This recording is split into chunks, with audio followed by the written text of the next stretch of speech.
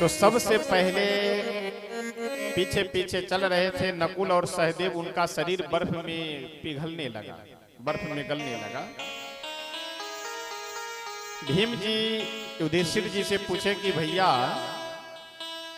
नकुल सहदेव का तो कोई अपराध हमें नहीं समझ में आ रहा है, वो तो साक्षात आपके आज्ञाकारी भाई और आप साक्षात धर्म के स्वरूप, तो नकुल सहदेव का तो कोई अपराध है नहीं, तो फिर उनका शरीर क्यों गल रहा है? युधिष्ठिर जी बोले कि भीम ऐसा है, नकुल सहदेव का कोई और अपराध नहीं है। नकुल सहदेव का अपराध केवल एक ही है कि इन्हें अपने रूप का बहुत अभिमान था। नकुल सहदेव पांचों भाइयों में सबसे सुंदर थे। अच्छा, जब पिताजी ही साक्षात अश्विनी कुमार यानी वैद्यराज डॉक्टर थे तो बेटा तो सुंदर होंगे ही। नकुल सहदेव बड़े सुंदर थे पांचों भाइयों में, इसलिए उन्हें रूप का बड़ा अभिमान था कि हम सबसे सुंदर हैं।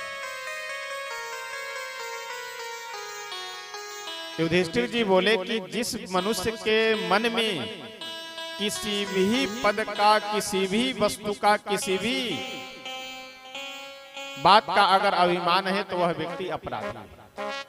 चाहे हमें धन का अभिमान हो, पद का अभिमान हो, रूप का, चाहे जिस भी वस्तु का अगर हमारे मन में अभिमान है कि हम बहुत धनवान हैं, हमारे जैसा कोई कौन है, हम बहुत बड़े पदस्थ व्यक्ति हैं, हमारी अब औकात रह गई ऐसे लोगों के साथ बैठने का, ये सब अगर बातें मन में आई, अभिमान आया, तो समझिए कि आप भले कोई पाप अपराध न कर रहे हो, लेकिन अपराध आपसे फिर बनेगा। युधिष्ठिर जी बोले कि नकुल सहदेव को अपने रूप का बहुत अभिमान था, इसलिए ऐसा शरीर स्वर्ग नहीं जा सकते। आगे जब वहां से बढ़े तो अर्जुन का भी शरीर बर्फ में पिघलने लगा। भीम जी वही प्रश्न किए कि अर्जुन का शरीर क्यों बर्फ में पिघल रहा है? युधिष्ठिर जी बोले कि ऐसा है, अर्जुन को अपने रूप आदि का तो अभिमान नहीं, लेकिन गांडीव का बहुत अभिमान था। सबसे बड़े धनुर्धर हम हैं, हमारे जैसा धनुर्धारी संसार में कोई नहीं है, इसलिए अर्जुन भी सशरीर स्वर्ग नहीं जा सकते। वहां से जब आगे बढ़े तो द्रौपदी जी का शरीर बर्फ में पिघलने लगा। भीम जी पूछे कि भैया द्रौपदी का क्या अपराध है? ये तो आपकी अर्धांगिनी थी, ये तो आपकी धर्म पत्नी थी। युधिष्ठिर जी मुस्कुराते हुए बोले कि देखो ऐसा है, संसार में पक्षपात भी करना अपराध माना गया है। पक्षपात का मतलब एक को ज्यादा दे देना, एक को कम देना, एक को अधिक मानना, एक को कम मानना, ये पक्षपात की अगर भावना आप में है तो समझ लीजिए कि आप अपराध कर रहे हैं। जैसे दो बेटा है आपके, एक को ज्यादा मान रहे हैं, एक को कम मान रहे हैं, तो फिर आप अपराधी माने जाएंगे। आप घर के गार्जियन हैं, अपने बेटे को ज्यादा मान रहे हैं, भतीजे को कम मान रहे हैं, तो फिर आप अपराधी माने जाएंगे। इसलिए जिस जिस के साथ हमारी जिम्मेदारी है, जिस जिस के साथ हमारा जो कर्तव्य है, उस जिम्मेदारी और कर्तव्य का पूर्णतः पालन करना चाहिए। युधिष्ठिर जी बोले कि भीम, द्रौपदी के हम पांचों पति थे, धर्मानुसार पांचों से विवाह हुआ था, तो द्रौपदी जी का यह कर्तव्य था कि वह पांचों पतियों में एक समान प्रेम रखे। लेकिन अर्जुन को ये ज्यादा मानते थे और अन्य चार भाइयों के प्रति इनका स्नेह नहीं रहता था, इनका उतना लगाव नहीं रहता था जितना अधिक लगाव अर्जुन से था, जितना अधिक अर्जुन को मानते थे। तो कर्तव्य यह था, धर्म के अनुसार यह चाहिए कि पांचों से एक समान प्रेम होना चाहिए, लेकिन अर्जुन से अधिक प्रेम होने के कारण यह पक्षपात करते थे, और पक्षपात करना भी एक अपराध माना गया। वहां से जब आगे बढ़े तो भीम जी का भी शरीर बर्फ में पिघलने लगा। भीम जी बोले कि भैया जाते जाते मेरा तो अपराध बताते जाइए। युधिष्ठिर जी बोले कि देखो ऐसा है, तुम्हारा कोई और अपराध नहीं, तुम्हारा अपराध एक ही है कि तुम खाते ज्यादा थे। अब थोड़ा भी खाने से हमारा काम चल सकता है, ज्यादा भी खाने से काम चल सकता है। तो अगर हम ज्यादा खा रहे हैं आवश्यकता से अधिक, सुबह दोपहर शाम रात जब देखो तब, तमाम लोग का ये आदत होता है, कुछ न कुछ मुंह चलाते रहेंगे दिन भर। जो एक नियम होना चाहिए, एक व्यवस्था होनी चाहिए, कब खाना है, कितना खाना है, जो मिला वही शुरू कर दिए खाना। ज्यादा खाना भी अपराध माना गया है। और खाने का मतलब केवल भोजन ही नहीं। 2000 रुपए 2 लोग मिलकर के कमाए, जिसके साथ मिलकर के 2000 कमाए उसे नहीं पता चला, तो उसका जो 1000 हिस्सा होना चाहिए वो धीरे से दबा लिए। दूसरे किसी का सामान गिरा हुआ है, उठा करके पॉकेट में रखे चले दिए। कहीं अनायास बिना मेहनत के किसी कारण से अगर धन मिल रहा हो, बिना कुछ परिश्रम के उसे ले लिए। यानी दूसरे के हिस्से को धन आदि भी अगर हम ले रहे हैं, ग्रहण करें, तो ये भी खाने के ही क्रम में आता है। हमारा जिस पे अधिकार हो, हमारे अधिकार में जो भी धन संपत्ति आदि हो, उसी को अपने अंदर रखना चाहिए। बाकी जो अधिकार नहीं है, अपने अधिकार क्षेत्र से बाहर का धन यदि हम इकट्ठा कर रहे हैं, दूसरे के से झूठ बोलकर, हड़प कर, चाहे जिस प्रकार से भी, समझ लीजिए कि यह भी उसी ज्यादा खाने के ही क्रम में आता है।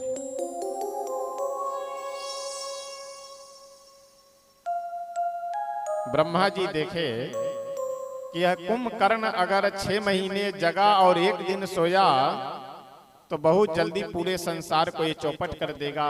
इसलिए सरस्वती जी को भेज करके बुद्धि ही पलटवा दी।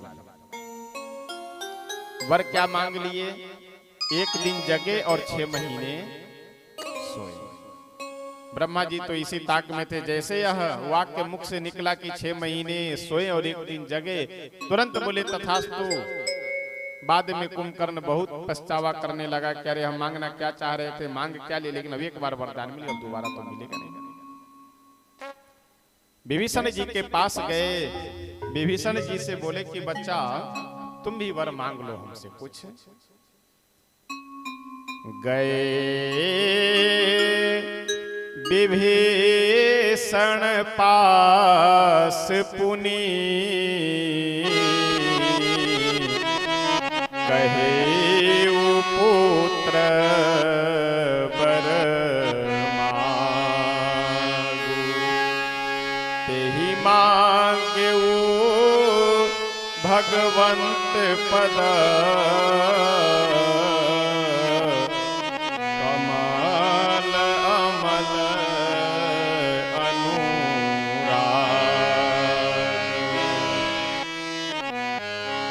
गए विभीषण पास पुनि, कहे पुत्र वर मांग। ब्रह्मा जी विभीषण जी के पास गए और बोले कि हे पुत्र वर मांगो। विभीषण जी बोले कि पितामह और हमें कुछ नहीं चाहिए, न हमें अजर अमर होना है, न हमें 6 महीने सोना है, न 1 दिन, कोई मतलब नहीं। जैसी प्रक्रिया जीवन की है, व्यवस्था है, बस वो ठीक है। हमें तो केवल एक ही वर चाहिए कि श्री सीताराम जी के चरणों में हमारा निर्मल प्रेम हो जाए। निर्मल प्रेम होना चाहिए भगवान के चरणों में, यही वर हमें दीजिए और कुछ नहीं चाहिए।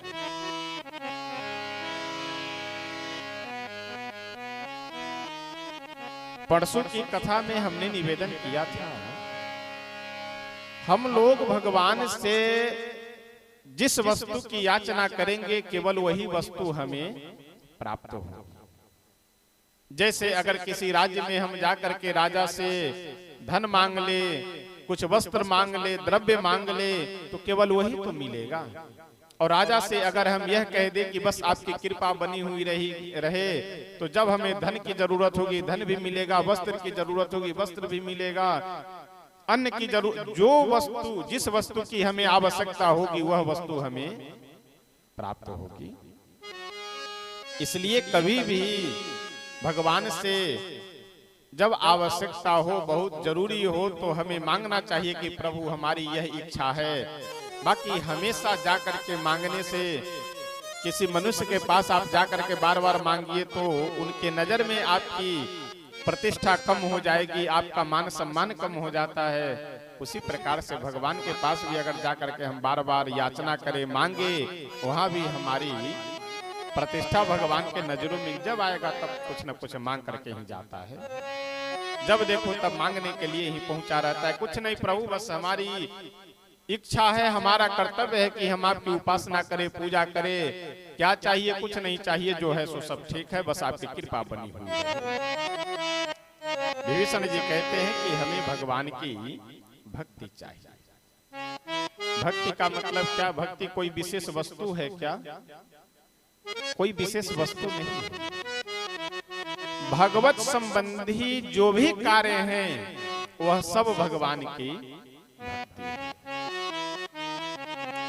भगवान का नाम हम जप कर रहे हैं, सीताराम सीताराम सीताराम में क्या है? भगवान की भक्ति ही करना है।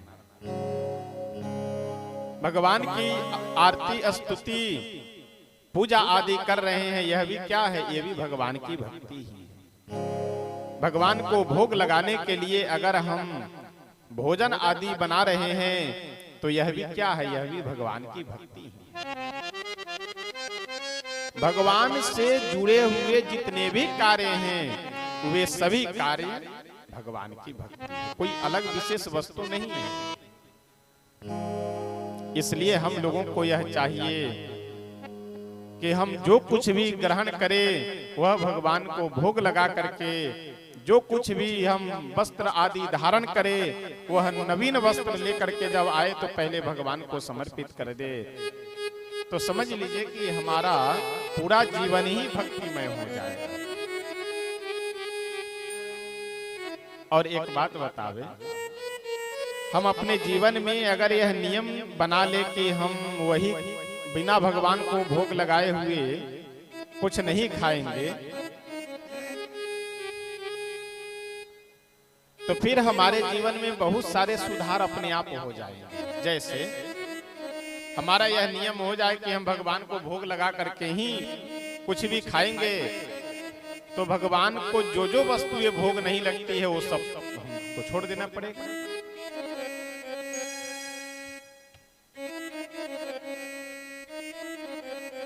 हम वह कोई भी अपने जीवन में काम न करे, कार्य न करे जिससे भगवान हमारे प्रसन्न न हो, दुखी हो जाए, हमसे नाराज हो जाए, तो जितने भी गलत कार्य हैं उन सब से हम धीरे धीरे दूरी बनाने लगेंगे।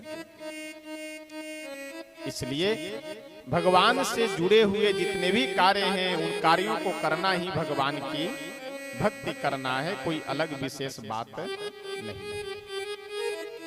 श्री तुलसी बाबा एक बहुत सुंदर दोहा लिखते हुए समझाते हैं, बरसा ऋतु रघुपति भगति, तुलसी साली सुदास, राम नाम बरबरन जुगा, सावन भादव मास। वर्षा ऋतु रघुपति, भगवान की भक्ति क्या है? ये वर्षा ऋतु है। जैसे वर्ष में 6 ऋतुएं होती है, उन 6 ऋतुओं में से भगवान की भक्ति क्या है? वर्षा ऋतु के समान है। राम में 2 अक्षर है, रा और म, ये दोनों अक्षर क्या है? श्रावण और भाद्रपद महीने के समान है। अब आपसे कोई पूछे, और एक चीज और ध्यान रखिएगा, श्रावण भाद्रपद का जो भादों का महीना है, इसी महीने में वर्षा ऋतु का समय होता है, यानी वर्षा ऋतु के समय ही श्रावण भादों का महीना होता है। कोई व्यक्ति आपसे पूछे कि श्रावण और भादों के महीने में वर्षा ऋतु आती है अथवा वर्षा ऋतु के समय में श्रावण भादों का महीना आता है, मतलब समझ गए? वर्षा ऋतु के समय श्रावण भाद्रपद का महीना होता है और वर्षा ऋतु का जब समय आ जाता है तो श्रावण भाद्रपद का महीना और भाद्रपद और श्रावण का जब महीना होता है तो वर्षा ऋतु होती है। तो कोई अगर हमसे पूछे कि श्रावण भादो के महीने में वर्षा ऋतु आती है कि वर्षा ऋतु के महीने में श्रावण भादो का महीना आता है, हम क्या कहेंगे? दोनों बातें की हैं। जो श्रावण भादो का महीना वही वर्षा ऋतु, जो वर्षा ऋतु वही श्रावण भादो का महीना। यानी भगवान की भक्ति वर्षा ऋतु के समान है और राम नाम श्रावण भादो के महीने के समान है, अर्थात राम नाम जपना यानी भगवान की भक्ति करना है। इसलिए हम लोगों को जब कहीं भी अगर समय मिले तो भगवान का नाम संकीर्तन अवश्य करना चाहिए। आइए एक भजन एक दो पंक्ति हम सब बोल करके तब आगे बढ़ेंगे। इस समय की व्यवस्था में हम लोगों को अपने विचार को नहीं बांधना चाहिए कि अमुक समय आएगा तो हम अमुक काम करेंगे, ये समय आएगा तो हम वो काम करेंगे, अगला समय आएगा या नहीं आएगा, क्या होगा या नहीं होगा। जो भी सुबह शीघ्रम, जो भी अच्छे कार्य अच्छे विचार हों उसे तत्काल करना प्रारंभ कर देना चाहिए।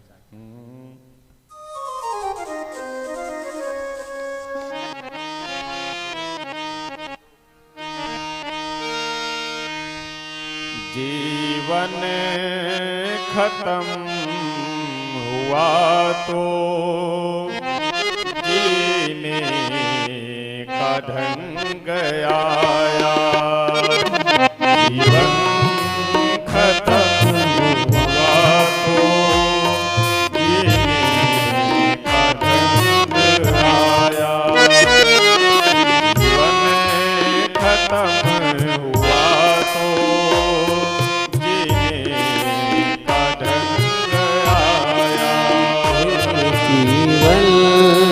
खत्म हुआ तो जीने का ढंग आया,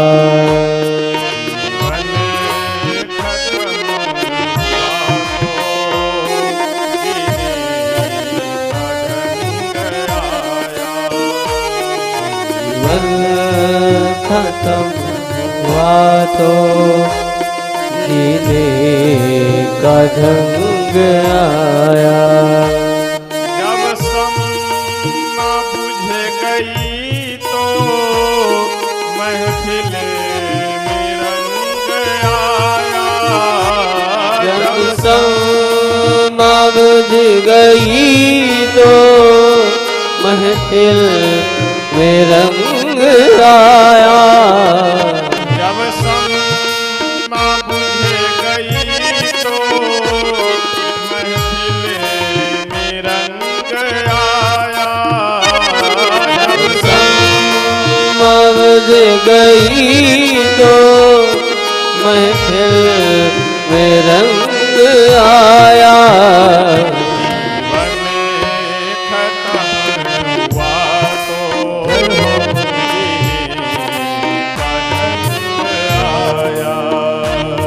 जीवन खत्म हुआ तो जीने का ढंग आया,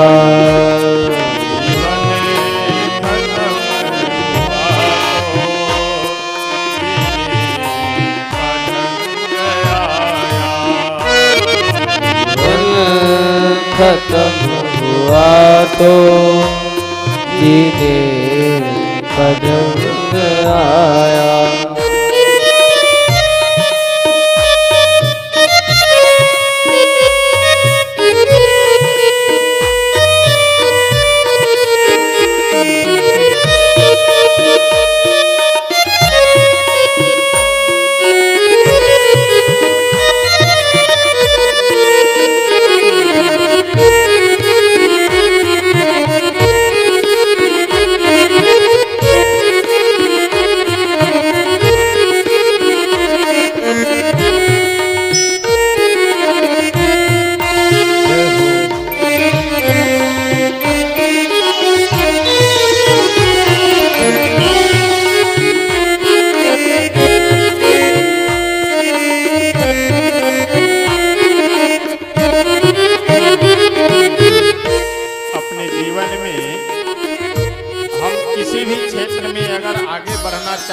हैं तो एक बात का ध्यान अवश्य रखना चाहिए, समय से पहले किसी भी कार्य को करने का प्रयास कीजिए।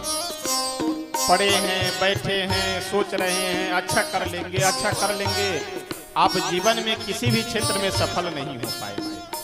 इसलिए कभी भी कोई भी काम समय से पहले करने का प्रयास करना चाहिए। गाड़ी निकल गई तो घर से चला मुसाफिर, गाड़ी निकल गई तो घर से चला मुसाफिर, गाड़ी निकल गई तो घर से चला मुसाफिर, गाड़ी निकल गई तो घर से चला मुसाफिर, मायूस हाथ मलता वापस बेरंग आया, मायूस हाथ मलता वापस बेरंग आया। खत्म हुआ तो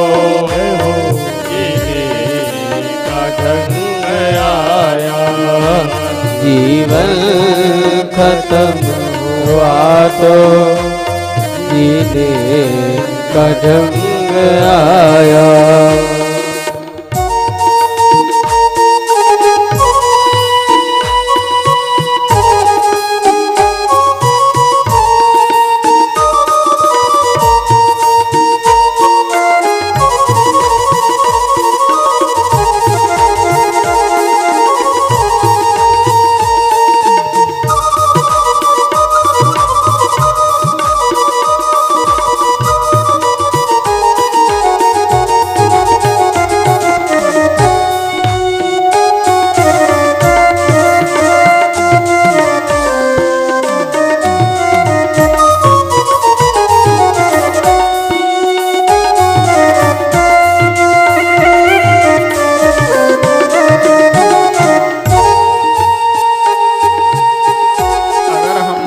जीवन में कामों को टालने का स्वभाव बना लिए हैं तो समझ लीजिए कि जीवन हमारा अस्त व्यस्त हो जाएगा।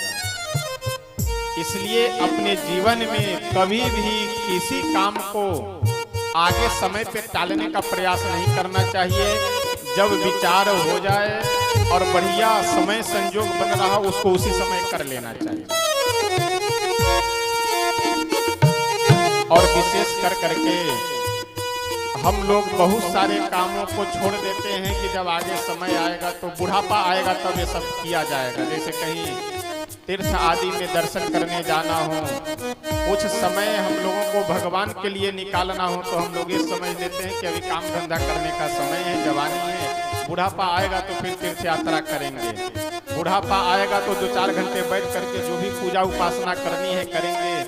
बुढ़ापे में शरीर के ही भजन से फुर्सत नहीं मिलता है, भगवान का क्या भजन करेंगे। बुढ़ापे में 10 कदम चलना हो सांस फूलने लगती है, तीर्थ यात्रा क्या करेंगे। इसलिए जो कुछ भी करना हो जवानी में ही कर लेना चाहिए। मन की मशीनरी ने जब ठीक चलना सीखा, मन की मशीनरी ने जब ठीक चलना सीखा, मन के मशीनरी ने जब ठीक चलना सीखा, मन की मशीनरी ने जब ठीक चलना सीखा, जब बूढ़े तन के हर एक, जब बूढ़े तन के हर एक पिंजरे में जंग आया, जब बूढ़े तन के हर एक पुरजे में जंग आया। जीवन खत्म हुआ तो जीने का ढंग आया। जीवन खत्म हुआ तो जीने का ढंग आया।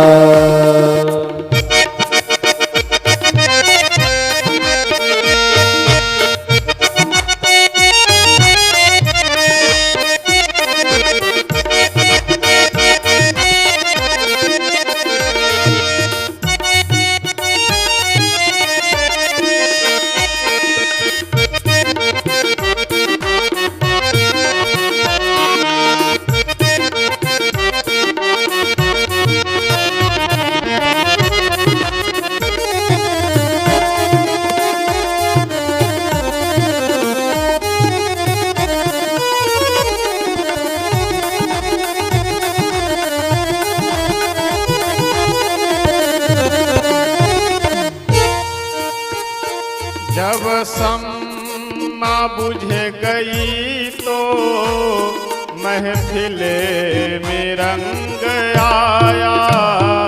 जब सम्मा बुझ गई तो महफिल में रंग आया। जीवन खत्म हुआ तो जीने का ढंग आया। खत्म हुआ तो जीने का ढंग आया। जीवन खत्म हुआ तो जीने का ढंग आया। जीवन खत्म हुआ तो जीने का ढंग आया।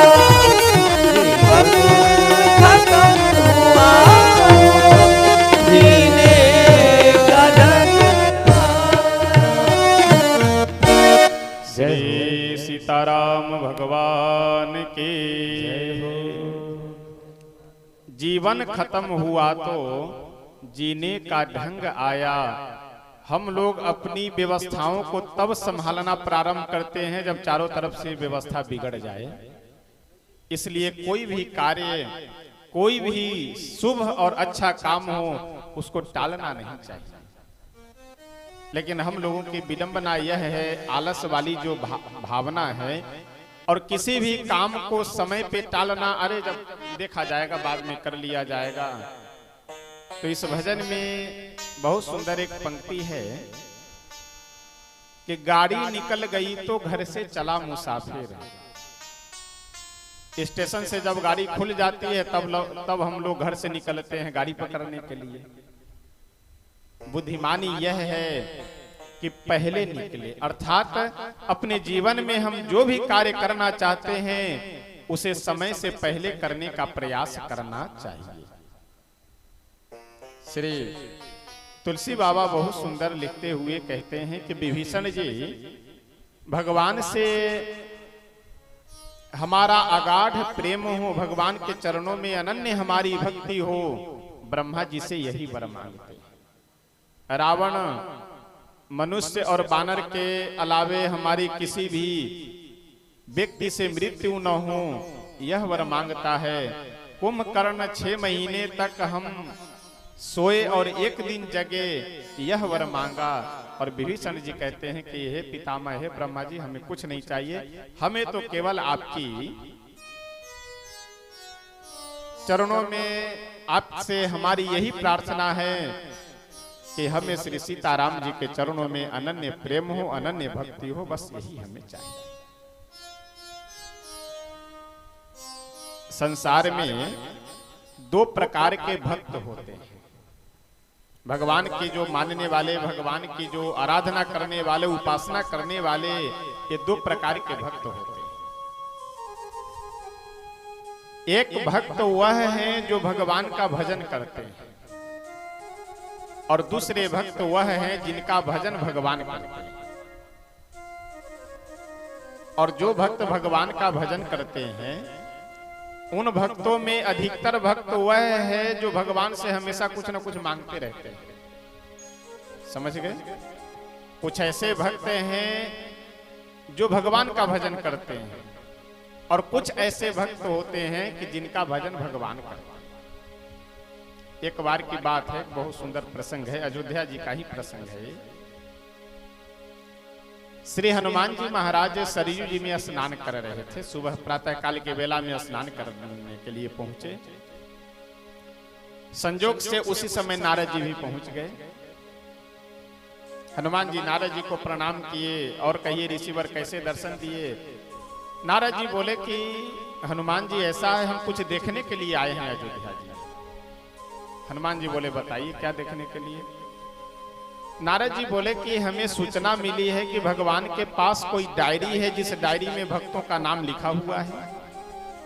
यानी भगवान अपने पास डायरी रखे हैं जिसमें सारे भक्तों के नाम लिख करके रखे हुए हैं। हनुमान जी बोले कि यहाँ जाइए प्रभु के पास, बोलिएगा कि प्रभु जो भक्तों की नामावली है वो हमें दिखला दीजिए। नारद जी दौड़े भागे पहुंचे। राज दरबार में भगवान सिंहासन पे विराजमान होकर के अपने राज्य की व्यवस्था आदि के विषय में चर्चा कर रहे थे। नारद जी गए, प्रणाम किए प्रभु को और बोले कि प्रभु ऐसा है, आपके पास जो भक्तों की नामावली है यानी भक्तों का नाम जिस डायरी में लिखा हुआ है उस डायरी को देखने के लिए आए हैं, उस डायरी को दिखला दीजिए। भगवान एक सेवक को भेज करके डायरी मंगवाए और नारद जी को दिए, बोले लीजिए देख लीजिए। नारद जी जैसे ही पहले पृष्ठ से लेकर के एकदम लास्ट पृष्ठ उलट करके देख लिए, लेकिन कहीं पे भी हनुमान जी का नाम नहीं मिला। और नारद जी का नाम सबसे पहला, प्रथम भक्त राज नारद जी, तमाम बहुत सारे भक्तों का नाम लिखा हुआ था। अब यह देख करके नारद जी तो प्रसन्न हो गए कि चलो और किसी का नाम हो या न हो, हमारा तो नाम है। लेकिन आश्चर्य इस बात को सोच करके मन में हो रहा है कि हनुमान जी इतने बड़े भक्त, उनका नाम नहीं है कहीं। अच्छा, ये मनुष्य के बुद्धि की स्वाभाविक एक बीमारी है। हम क्यों दुखी हैं, क्यों परेशान हैं, कैसे सुखी होंगे, कौन सा ऐसा काम करे कि जिससे हमारे जीवन में शांति आनंद, इससे मतलब नहीं रहता है। फलाना व्यक्ति 2 मंजिला बनवा लिया, हमारा 1 मंजिल भी अभी ठीक से तैयार नहीं हुआ। फलाने आदमी के दरवाजे पे, फलाने पड़ोसी के दरवाजे पे 4 व्हीलर गाड़ी आकर खड़ी हो गई, हम अभी बाइक से चल रहे हैं। आदमी अपने दुख से आज जितना दुखी नहीं है, हम सब की विडंबना ये है, केवल ये मत सोचे कि हम कह रहे हैं तो हमारे अंदर भी यही बात है। आदमी अपने दुख से जितना दुखी नहीं है उतना अपने आसपास के लोगों के सुख से दुखी रहता है। हम लोग तो समाज में घूमने वाले व्यक्ति हैं, कभी यहाँ कभी वहां, तो हम लोग के पास ऐसी समस्याएं ज्यादा आती। महाराज जी बहुत परेशान है। ठीक है भैया बताओ काहे परेशान हो। बोले यही तो हम नहीं समझ पा रहे हैं कि क्यों परेशान है, लेकिन परेशान बहुत है। और ऐसा प्रश्न जिसका भी होता है उसका एक ही समाधान है। बहुत शास्त्र पुराण और श्लोक और चौपाई सुनाने की आवश्यकता नहीं, केवल उससे इतना पूछते हैं कितने भाई हो? 3 भाई।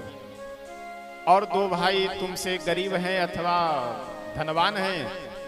तुरंत अगले व्यक्ति का प्रश्न उत्तर यही होता है, अरे महाराज जी क्या बात करते हैं, सबसे कमजोर हम ही हैं, बाकी दोनों ठीक ठाक कमाने वाले, खाने वाले और खूब एकदम सुखी संपन्न हैं। और इतना ही नहीं महाराज जी, गांव में सबसे गरीब और सबसे खराब स्थिति हमारी है, बाकी जितने भी लोग हैं सब हमसे अच्छी स्थिति में हैं। परेशानी का कारण यही है। प्रसन्न रहने का यानी खुश रहने का और दुखी रहने का सबसे बड़ा एक सूत्र है। इससे बड़ा न कोई श्लोक, न कोई चौपाई, कोई व्याख्या की जरूरत नहीं है। एक पंक्ति पर्याप्त है समझने के लिए। अगर आप सुखी रहना चाहते हैं तो आप अपने से पीछे वाले लोगों को देखना प्रारंभ कर दीजिए। संसार में बहुत से ऐसे लोग हैं, लाखों की संख्या में ऐसे लोग हैं जिनके पास नेत्र नहीं है, अंधे हैं। कम से कम हमारे आपके पास तो नेत्र तो भगवान दिए हुए हैं, उन लाखों लोगों से अच्छे हैं। इस संसार में लाखों लोग ऐसे हैं जिनके पास पैर नहीं है, हाथ नहीं है, लूले लंगड़े हैं। हमारा हाथ पैर अगर स्वस्थ है, भगवान दिए हैं, उन लाखों करोड़ों लोगों से हम अच्छे हैं। इस संसार में हजारों लाखों की संख्या में लोग ऐसे हैं जिन्हें रात्रि में बिना भोजन किए सोना पड़ता है, फुटपाथ पे कहीं सोना पड़ता है। अगर हम आप बढ़िया पंखा चलाकर, कूलर चलाकर, एसी चलाकर अगर बढ़िया बिस्तर लगा करके भोजन आदि कर करके अगर सो रहे हैं, उन लाखों करोड़ों लोगों से हम श्रेष्ठ हैं कि कम से कम 2 समय बढ़िया जो चाह रहे हैं मनपसंद भोजन कर रहे हैं, आराम से मच्छर आदि सारी जीव जंतुओं से मुक्त होकर के निश्चिंत होकर सो रहे हैं। तो क्या ये भगवान की कम कृपा है? लेकिन हम लोग अपनी महत्वाकांक्षा को इतना बढ़ा लेते हैं, गांव में घर बनाए, फिर शहर में जहां रह रहे हैं वहां घर बनाए, फिर एक लखनऊ में घर बना लिए, फिर एक दिल्ली में घर बना, फिर अमेरिका, दौड़ते दौड़ते गधे की तरह पूरा जीवन बीत जाता है। रहना एक जगह है, गांव में रहिए, चाहे जहां आप बिजनेस काम कर रहे हैं वहां रहिए, चाहे लखनऊ, चाहे दिल्ली, बॉम्बे, कहीं भी एक ही जगह तो रहेंगे। जो करना हो सब एक जगह कीजिए। दिल्ली जाना होगा 2-4 दिन के घूमने के लिए, कहीं होटल में रूम लेकर के रह जाइए, कहीं रिश्तेदार के यहाँ रह जाइए, बात खत्म।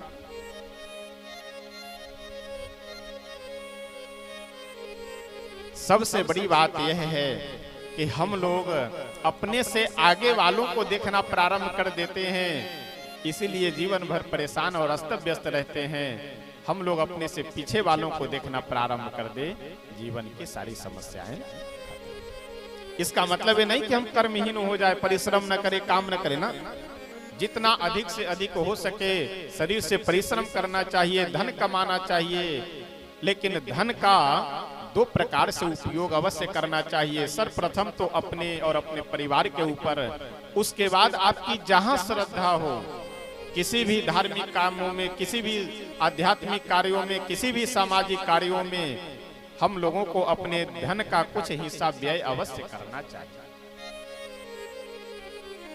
हम लोग एक भ्रम यह मन में पाल करके रखते हैं कि जिस मंदिर में, जिस तीर्थ स्थान पे, जिस जगह पे हमारी श्रद्धा होती है कि वहां से हम आगे बढ़े हैं, पूरा अपना तन मन धन सब वहीं जाकर के खर्च करते हैं।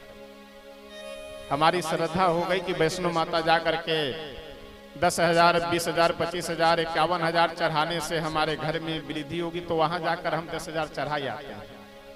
लेकिन वहीं अगर हमारे गांव में, टोला मोहल्ला में अगर कोई माता जी का मंदिर है, तो वहां 1 रुपए देना हम लोगों को भारी पड़ने लगता है। होता यह है कि बड़े मंदिरों में लोग अपनी दुकान चलाने के लिए जाते हैं, वहां जाएंगे तो हमारी मनोकामना पूरी हो जाएगी, वहां विंध्याचल मैया के यहाँ जाएंगे। देखिए, इसका मतलब ये नहीं कि वहां की महिमा कम है अथवा वहां की प्रतिष्ठा कम है। महिमा है, प्रतिष्ठा है, सब कुछ है, लेकिन जो माता जी वहां हैं, विंध्याचल जी में विराजमान है, वही माँ अपने घर के आसपास भी विराजमान है। काली माई का चौराहा है, कहीं देवी स्थान है, कहीं कोई भी जो भगवती का स्थान है, यहाँ भी वही माँ है जो वहां है। लेकिन हम लोगों का भ्रम में रहता है कि वहां जाने से हमारी मनोकामना पूरी हो जाएगी, यहाँ जाने से पूरी नहीं होगी। तो समस्या यह है कि हम अपनी मनोकामना पूरी करने के लिए उस मंदिर में जाते हैं, तो वहां भी जो लोग बैठे हैं वो सब मनोकामना पूरी करने वाले रहते हैं। 100 रुपए दो तो माता जी के पास प्रसाद जाएगा, नहीं तो वहीं उठा करके पटक देंगे। 10 रुपए दो तो माला माता जी के चरणों में रख दिए, नहीं तो माला उठा करके बाहर फेंक दिए। यह बात मैं इसलिए निवेदन कर रहा हूं कि सबसे पहले हम लोगों को अपने घर को ही मंदिर बनाना चाहिए। ये आगे हो जाइए, और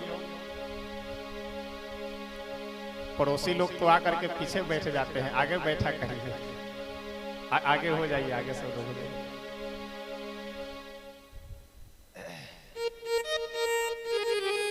श्री सीताराम भगवान की जय हो। हम हम लोगों को अपने जीवन में सुखी रहने का सबसे बढ़िया यह सूत्र है कि हम पीछे वालों को देखना प्रारंभ करें। अगर आगे वालों को देखना प्रारंभ करेंगे तो दुखी होने से कोई बचा नहीं सकता है। अच्छा, एक बात बतावे, ये बार बार कहा जाता है, देखिए कहते हम इसलिए हैं कि हमारे अंदर भी भावना न रहे और सुनने वाले को भी बार बार इसलिए सुनना चाहिए कि इस प्रकार की जो भी भावनाएं हैं उसे दूर करे। आदमी अपने दुख से तो कम दुखी रहता है, दूसरों के सुख से ज्यादा दुखी रहता है। और ये बातें हमारी मानसिकता में इतनी बैठ गई हुई है, शहरों में विशेष करके होता है कि अगर घर की बिजली गई तो लोग पहले अपने केबिल और ये बोर्ड आदि को नहीं देखते, सबसे पहले पड़ोसी क्या देखते हैं कि देखो बिजली गई कि नहीं गई। पड़ोसी के यहाँ बिजली गई, आदमी प्रसन्न, चलो कोई बात नहीं, इसका मतलब बिजली चली गई। और पड़ोसी के यहाँ बिजली है और हमारे यहाँ बिजली नहीं, अब आदमी एकदम बेचैन लगता है, हमारे यहाँ की बिजली नहीं है। एक बहुत सुंदर प्रसंग है, किसी गांव में एक सज्जन रहते थे। घर में बहुत अभाव और गरीबी समस्याएं रहती थी हमेशा। किन्हीं महात्मा से जाकर के पूछे कि महाराज जी कोई उपासना बता दीजिए, कोई ऐसा मंत्र बताइए कि जिससे वो देवता प्रसन्न होकर के आ जाए हमें वर देने के लिए। महात्मा जी बोले कि ऐसा है, सबसे शीघ्र प्रसन्न होने वाले देवता तो भगवान भोले शंकर हैं, उन्हीं की आराधना करो। विधि बता दिए, नियम बता दिए, मंत्र दे दिए, उपासना करो। वह भक्त भी श्रद्धा भाव से उपासना किया। कुछ वर्ष बाद उसकी जब साधना उपासना पूरी हुई, भगवान भोले शंकर आ गए वर देने के लिए। बच्चा वरदान मांग लो कुछ। वो वर मांगा कि हे भोलेनाथ, हमारे जीवन में बहुत अभाव है, बहुत गरीबी है, बहुत हम परेशान रहते हैं, आशीर्वाद दीजिए, वर दीजिए कि वह सारी परेशानी दूरी हो जाए हमारी। एकदम आनंद ही आनंद, सुख ही सुख, प्रसन्नता ही प्रसन्नता हमारे जीवन में बनी रहे। शंकर भगवान मनुष्य की खोपड़ी की कमजोरी समझते थे। झोली से एक शंख निकाले और निकाल करके उसे देते हुए बोले कि ऐसा है, इस शंख को ले जाओ और जो जो इच्छा कर करके शंख बजाओगे वह सारी इच्छाएं तुम्हें पूरी हो जाएगी, लेकिन एक शर्त है, इस शंख को बजाते समय जो तुम मांगोगे वह वस्तु तो तुम्हें मिल जाएगी, लेकिन पड़ोसी को डबल मिलेगी वो वस्तु। जैसे तुम एक अगर हाथी मांग लिए तो तुम्हारे पास एक हाथी उपस्थित हो जाएगा, लेकिन पड़ोसी के दरवाजे पे दो हाथी। आज की भाषा में अगर समझ ले तो एक बुलेट अगर मांगे तो इनके यहाँ एक गाड़ी और पड़ोसी के यहाँ डबल। और वह वर पाने के बाद प्रसन्न नहीं हुआ, वर पाने के बाद और दुखी हो करके, उदास हो करके अपने घर लौटा और शंख को बजाया नहीं। शंख को उठा करके घर में लेकर के गया, कोने में फेंक दिया, बोला कि ऐसा है, हम चाहे भले भूखों मर जाएं लेकिन अब शंख को बजाएंगे कभी नहीं। स्वर्ग चाहे भले ही हम भूखों मर जाए लेकिन शंख को कभी बजाएंगे नहीं। कहीं से बात उसकी पत्नी को पता चल गई। एक दिन सज्जन जब गए बाहर घूमने के लिए तो उनकी पत्नी वह शंख ले करके आई और शंकर भगवान के पास खड़ी होकर के बोली कि स्वामी, अब हमारे पतिदेव तो बजाना नहीं चाह रहे थे, लेकिन अब घर में बहुत समस्या है, अभाव है, इसलिए मैं बजाने जा रहा हूं, आप हमारी इच्छा पूरी कीजिए। इतना कह करके सबसे पहले वह बोली कि हमारा जो ये हमारी जो झोपड़ी है, हमारा घर है, ये बहुत ही जीर्ण शीर्ण हो चुका है, तो यह बढ़िया मकान यानी हवेली तैयार हो जाए, बन जाए। यह कह करके जैसे ही वह शंख बजाई सो बढ़िया घर इनका तैयार हो गया। और शर्त है कि तुम्हारे पास अगर एक वस्तु तो पड़ोसी के पास डबल। इनका एक महल, पड़ोसी के डबल। एक बढ़िया सामने से सफेद कलर से पेंट है तो दूसरा पिंक कलर से, एक ही में झक रहे हैं, पड़ोसी को डबल। अब जो जो इच्छा कर करके शंख बजाई सो सारी इच्छाएं तो पूरी हो गई, लेकिन पड़ोसी के पास वो सभी व्यवस्थाएं, सारी वस्तुएं डबल। अब इनके पतिदेव जब घूम फिर करके आए तो देखे कि पूरे गांव का दृश्य बदला हुआ है, पूरे मोहल्ले का दृश्य बदला हुआ है। इसका मतलब हमारी पत्नी शंख बजा दी।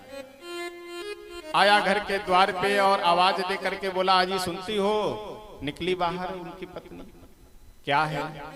शंख बजाई हो क्या तुम? पत्नी बोली, तो क्या करे, घर में इतनी गरीबी समस्या थी इसलिए शंख बजा दिए। वो भगत जी बोले कि ऐसा है, जल्दी से शंख को लेकर के आओ। पत्नी तो सुन करके प्रसन्न हो गई कि चलिए अभी तक कम से कम नहीं कुछ मांगे थे, हो सकता है आज बजा करके कुछ मांगेंगे। शंख ला करके दी और जैसे वो शंख अपने हाथ में लिए सो बोले कि ऐसा है, हे भोले बाबा, साधना तो हम किए, तपस्या तो हम किए, लेकिन कुछ मांगना नहीं चाह रहे थे, लेकिन अब अंत में मजबूरी में मांगना पड़ रहा है। हमारे द्वार पे एक कुआं खोद जाए, गेट से जो निकलते हैं तो एकदम ठीक गेट के सामने एक कुआं खोद जाए। और जैसे यह कह करके शंख बजाया तो वरदान था, आपको एक वस्तु मिलेगी, पड़ोसी को डबल। तो इनके द्वार पे तो एक ही कुआं खोदा और पड़ोसी के दरवाजे पे डबल, एक दाहिने साइड में एक बाएं साइड में। फिर वह बोला कि ऐसा है भोले बाबा, बस यह अंतिम वर मांग रहे हैं, इसके अलावा फिर जीवन में हमें कुछ नहीं चाहिए, हमारा एक आंख फूट जाए। और जैसे इतना कह करके शंख बजाया सो इनका तो एक आंख गायब और पड़ोसी लोगों के डबल दोनों। एक तो पहले से दरवाजे पे दो दो कुआं और उसके बाद आंख भी अगर एक रहे तो कम से कम काम चल जाता, इधर से न देखकर इधर से निकल जाते, लेकिन आंख भी दोनों गायब। और देखिए ऐसे पड़ोसी देने से तो अच्छा है कि भगवान नरक में वास दे दें, क्योंकि नरक में तो आदमी यही सोच करके जाएगा ना कि यहाँ केवल दुख ही दुख होना है, या एक बार कोई दुख मिला तो बस वही अब झेलना है जीवन भर। लेकिन यहाँ अगर इस प्रकार के पड़ोसी हो जाए तो कम कौन दुख मिलेगा, कोई पता नहीं। भगवान स्वयं कहते हैं कि देखो ऐसा है कि बरु भलबास नरक करताता दुष्ट संग जनी, दे ही विधाता भगवान नरक में वास दे दे, लेकिन दुष्टों का संग कभी भी न दे।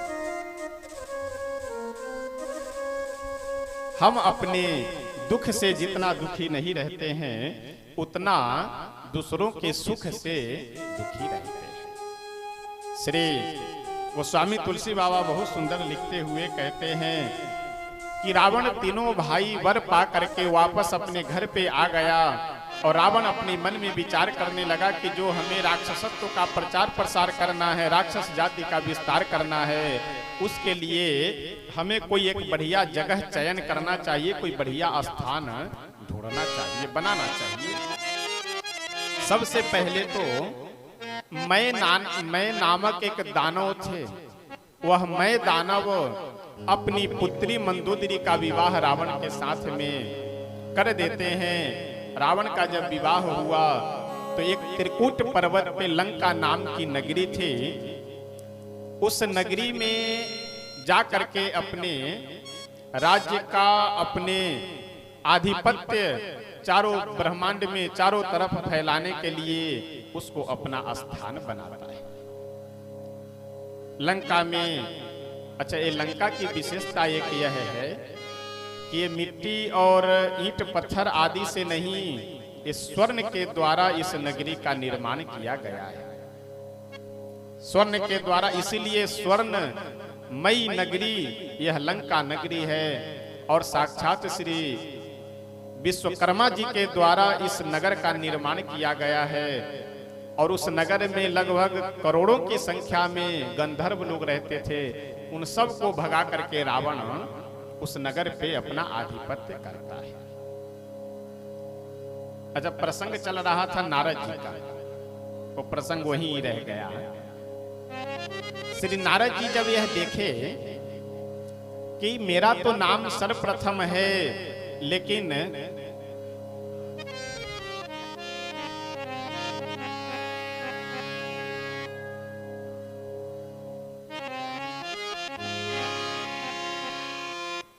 श्री सीताराम भगवान की जय।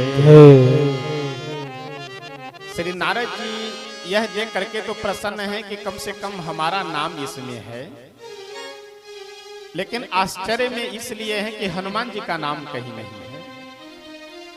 डायरी भगवान को दे दिए और दे करके पहुंचे भगवान के पास, भगवान को प्रणाम किए और हनुमान जी के पास जा करके हनुमान जी से बोले कि हनुमान जी हम बहुत आश्चर्यचकित हैं। हनुमान जी बोले कि क्या हुआ? नारद जी बोले कि जो भक्तों की नामावली है, उस भक्तों की नामावली में यानी उस डायरी में मेरा तो नाम सर्वप्रथम है, आपका नाम कहीं नहीं है। हनुमान जी बोले कि ऐसा है, आप प्रथम नंबर की डायरी देखे होंगे, यानी 1 नंबर की डायरी देखे होंगे। एक और भगवान के पास डायरी है द्वितीय नंबर की, दूसरी डायरी। अब नारद जी तो और घबराए कि और भी कोई डायरी है। हनुमान जी बोले कि हाँ, भगवान के पास 2 डायरी है। आप पहले नंबर की डायरी देखे होंगे, इसलिए उसमें हमारा नाम नहीं होगा। एक और डायरी है, वो जाकर के देखे, उसमें हमारा नाम अवश्य होगा। नारद जी फिर भागे दौड़े पहुंचे भगवान से, बोले कि प्रभु आपके पास कोई और भी डायरी है क्या? भगवान बोले कि हाँ, इससे पहले जो आपको डायरी दिए थे वो प्रथम नंबर की डायरी है, एक दूसरे नंबर की और डायरी है। नारद जी बोले तो वो भी दिखला दीजिए, हम देखना चाहते हैं। भगवान वह द्वितीय नंबर की डायरी मंगवाए और मंगवा करके नारद जी को दिए। नारद जी जैसे पहला पृष्ठ खोल करके देखने लगे तो हनुमान जी का नाम सबसे पहले लिखा हुआ है और नारद जी का नाम गायब। यानी जिन जिन भक्तों का नाम प्रथम नंबर के डायरी में लिखा हुआ था, उन किन्हीं भी भक्तों का नाम दूसरे नंबर की डायरी में नहीं है। अब नारद जी तो और आश्चर्यचकित होकर और घबराए, भागे दौड़े पहुंचे हनुमान जी के पास। हनुमान जी बोले कि नारद बाबा काहे आप इतने परेशान हैं, बहुत घबराए हुए लग रहे हैं। नारद जी बोले कि अब क्या बतावे, पहले नंबर की डायरी में हमारा नाम सबसे पहले है और आपका नाम नहीं था। द्वितीय नंबर की डायरी में आपका नाम सबसे पहले, हमारा नाम नहीं है। मामला क्या है, हम समझ नहीं पा रहे हैं। हनुमान जी बोले कि बस सीधी सी बात है, प्रथम नंबर की डायरी में उन भक्तों का नाम है जिस डायरी में आपका सबसे पहले नाम था। उस डायरी में उन भक्तों का नाम है जो भगवान का भजन करते हैं, जो भगवान का नाम जप करते हैं।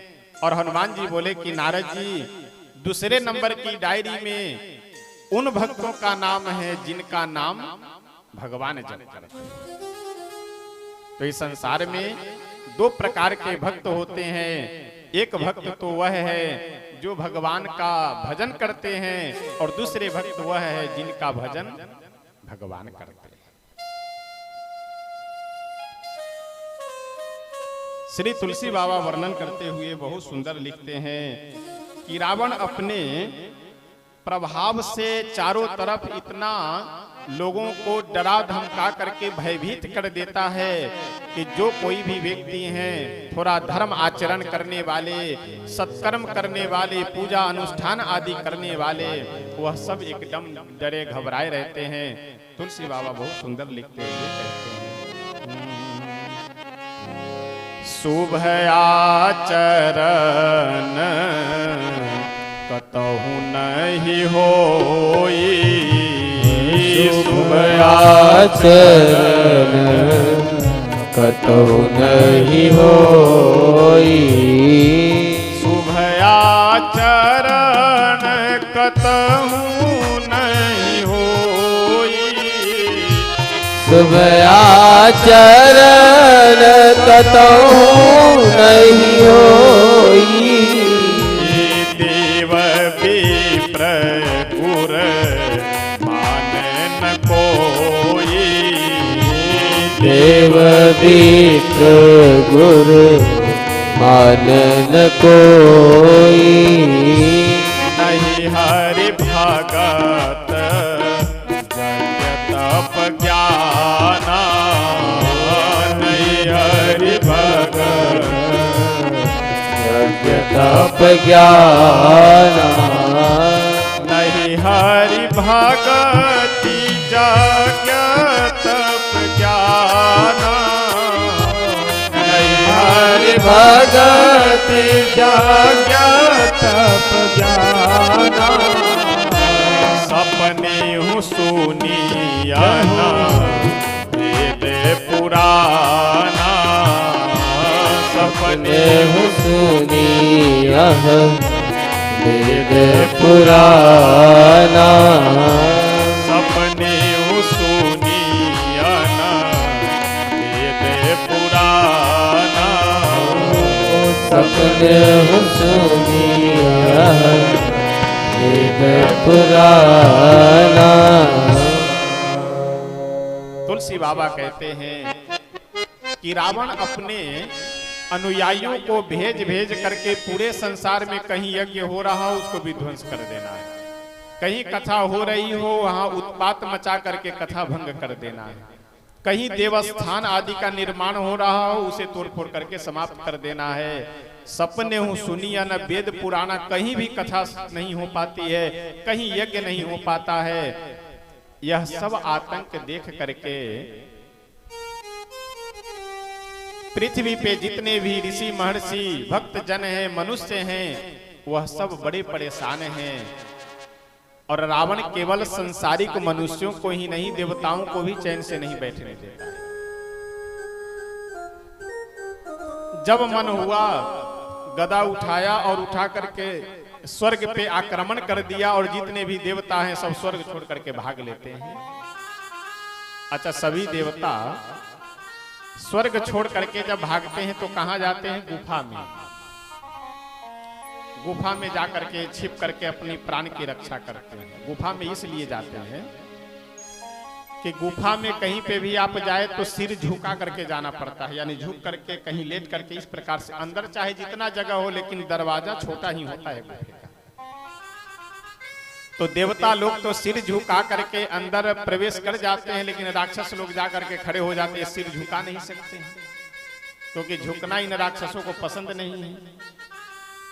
और देवता लोग अंदर से इशारा करते हैं कि आओ आओ अंदर आओ, लेकिन राक्षस लोग झुक नहीं सकते और बिना झुके अंदर जा नहीं पाएंगे। बाहर खड़े होकर के खूब ललकारते हैं, लेकिन देवता लोग बाहर आते नहीं और ये अंदर जाते नहीं। देखिए, अभी मैं निवेदन कर रहा था कि अभिमान करना भी हमें आपको बहुत से सुख, बहुत से आनंद और बहुत से पद से दूर कर करके रखता है। किसी भी वस्तु का हम अभिमान कर ले, चाहे धन का हो, चाहे पद का हो, चाहे रूप का हो, चाहे जिस चीज का अभिमान हो, हमारे आपको जीवन को अशांत करने के लिए, बहुत से लाभ से वंचित रखने के लिए अभिमान एक बहुत बड़ा कारण होता है। हमारे आपके जीवन में जो कुछ भी है सब भगवान की कृपा है। हम अगर यह सोच रहे हैं कि हम कमा करके पूरे परिवार को खिला रहे हैं, अभी अगर कोई दुर्घटना हो जाए तो आप क्या खिलाएंगे? अगर आंख हाथ पैर ठीक नहीं होता तो आप क्या खिला लेते, क्या कमा लेते? भगवान सुंदर स्वस्थ शरीर दिए हैं तो इसलिए सुंदर एक उपहार मिला है, घर है, परिवार है कि सबका भरण पोषण करो। तो भगवान की जो एक कृपा है, ये कृपा को समझना चाहिए। अपने आप को बहुत बुद्धिमान, विद्वान और कर्मवान समझने की भूल नहीं करना चाहिए। अगर किसी व्यक्ति का भरण पोषण हमारे कारण हो रहा है, हमारे जीवन में अगर धन की कोई कमी नहीं है, सुंदर रूप, ये सब भगवान की कृपा। अगर काले कलूटे हो जाते तो एक एक दाने के लिए अगर जीवन मोहताज हो जाए, लालायित तो हो जाए, तो आप क्या करेंगे?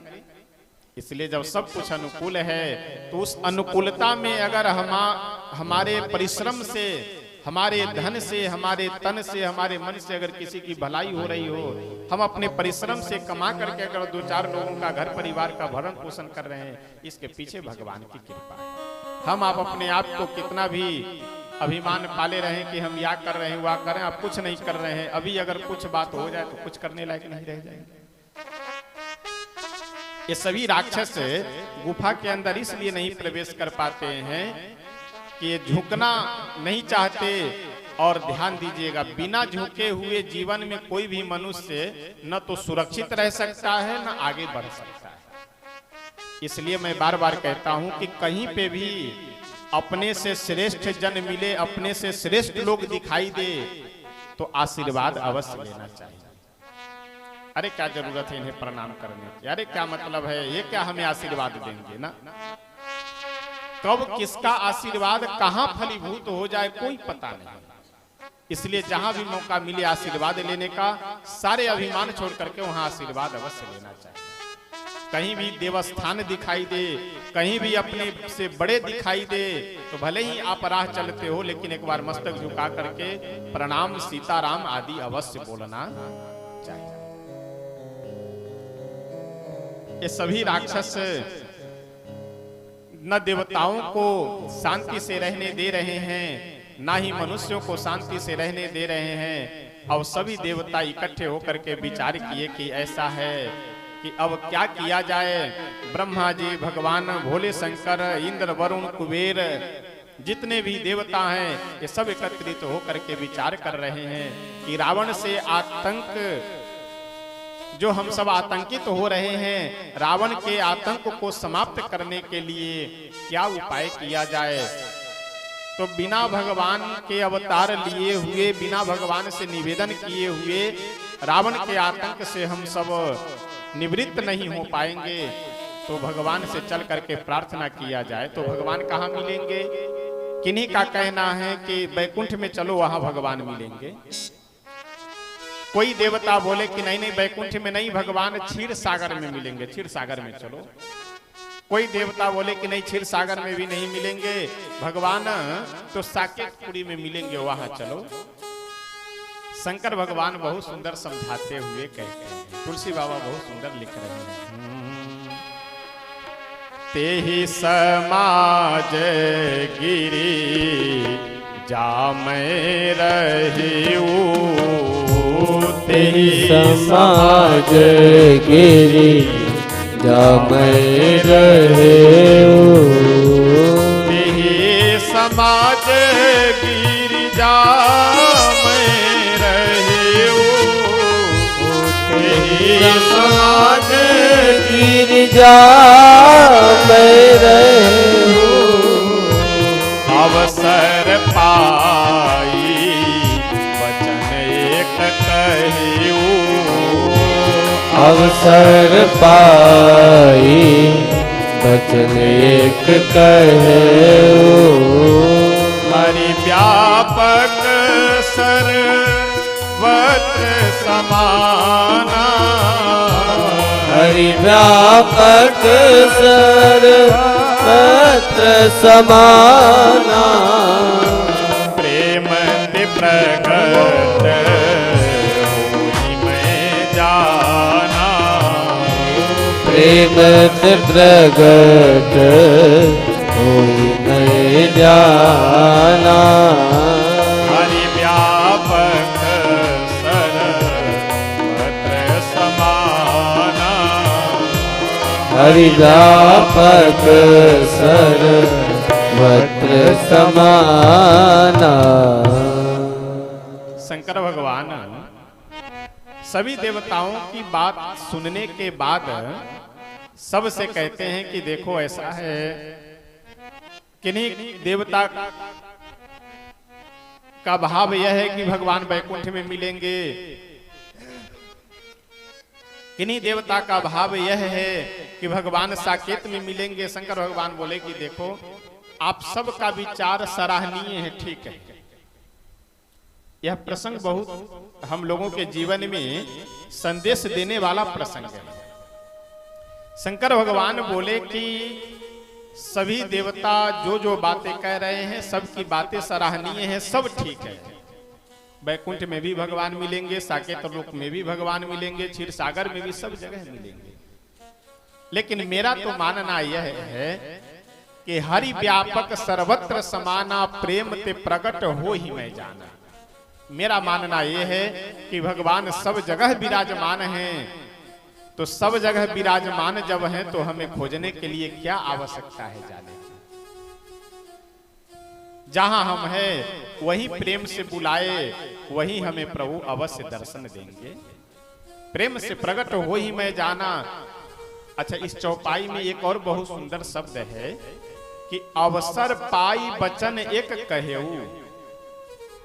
आप चाहे लाख बुद्धिमान हो, लेकिन अगर हमेशा बक बक बोल रहे हैं तो आपकी प्रतिष्ठा कम हो जाएगी।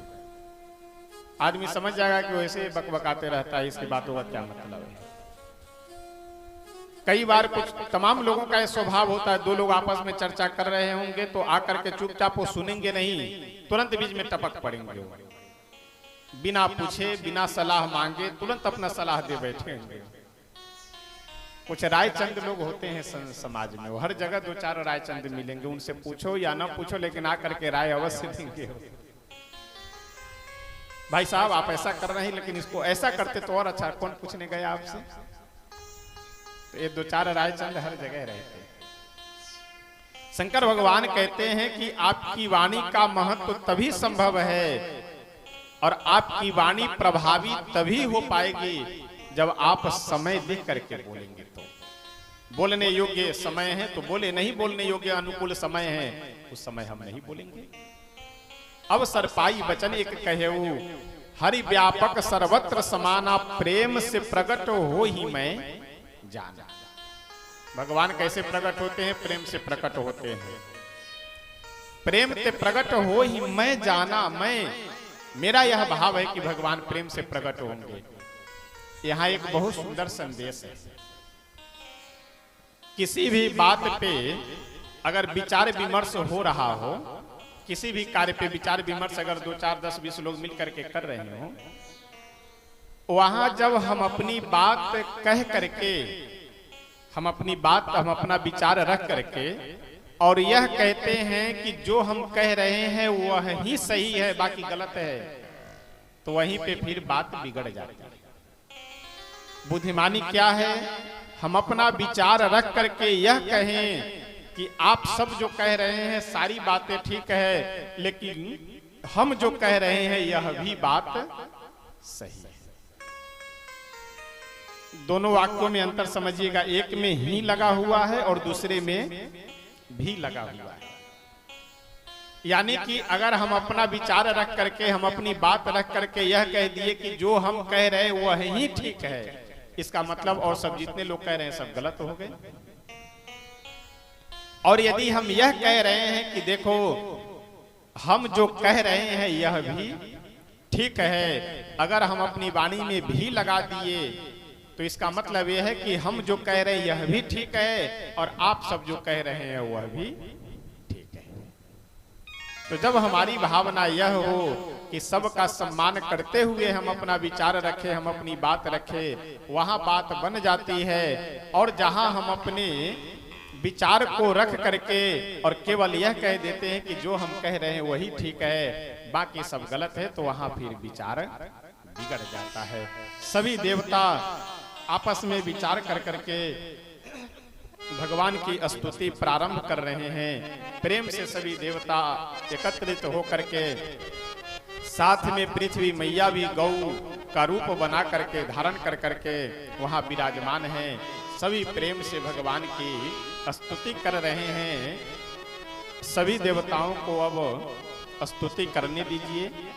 और जिस उत्सव को मनाने के लिए हम सब यहाँ पर दूर दूर से चल करके आए हैं और यहाँ इस स्थान पे आश्रम में बैठे हैं, उस श्री रामनवमी महोत्सव को अपने हृदय में श्री राम लला भगवान को धारण करते हुए और अपने मन को श्री राम लला भगवान के चरणों में लगाते हुए प्रेम से हम सब आइए एक दो बधाई के पद, बधाई के भजन हम सब श्रवण करेंगे। उसके बाद फिर अपनी वाणी को विराम देंगे। श्री तुलसी बाबा मानस में वर्णन करते हुए बहुत सुंदर कहते हैं कि जही दिन राम जन्म श्रुति गावही, तीरथ सकल तहां चली आवही। जिस समय भगवान इस धरा धाम पे अवतार ग्रहण करते हैं उस समय सारे तीर्थ, सारे सिद्ध उच्च कोटि के ऋषि मुनि देवता लोग भी इस अवध धाम में मनुष्य का रूप बनाकर कोई अन्य रूप धारण कर करके सब अलग अलग रूपों में सभी देवता देवी ऋषि महर्षि ये सब आकर के संसार के सारे तीर्थ अयोध्या जी में विराजमान रहते हैं।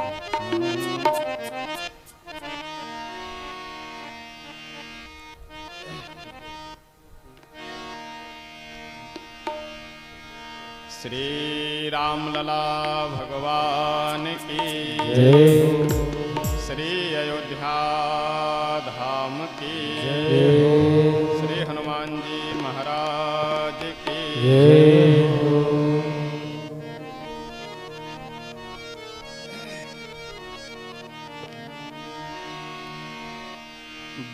बाजत आनंद बधैया हो रामा अवध नगरिया बाजत आनंद बधैया हो रामा अवध नगरिया बाजत आनंद बधैया हो रामा अवध नगरिया बाजत आनंद बधैया हो रामा अवध नगरिया बाजत आनंद बधैया हो रामा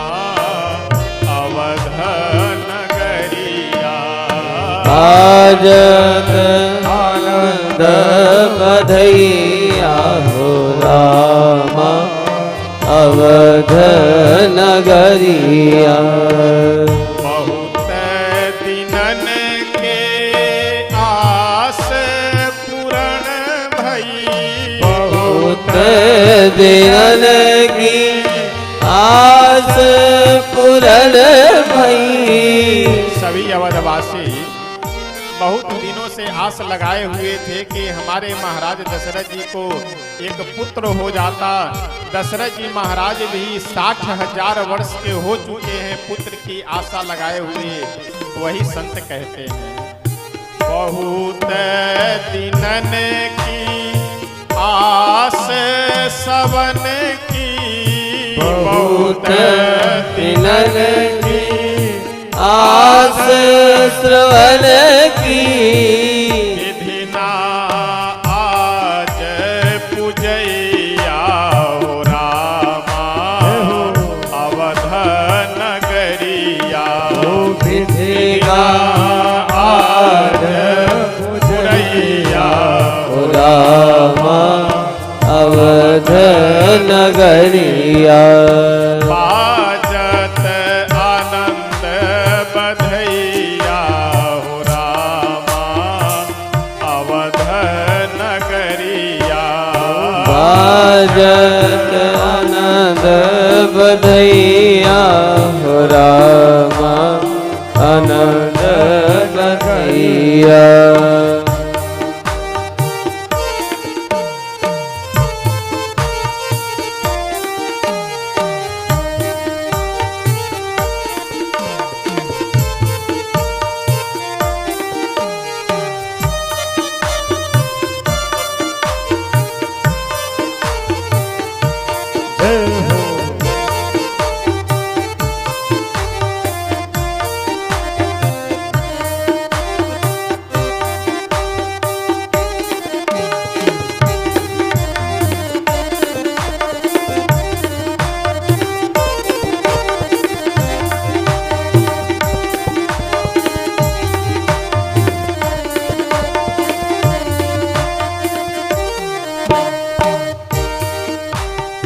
प्रगट भये महाराज महल में प्रगट भई महाराज महल में प्रगट भये महाराज महल में प्रगट भई महाराज महल में त्रिभुवन को सुख दैया हो रामा अवध नगरिया त्रिभुवन को सुख दैया हो रामा अवध नगरिया त्रिभुवन को सुख दैया नगरिया त्रिभुवन को सुख दैया हो रामा अवध नगरिया।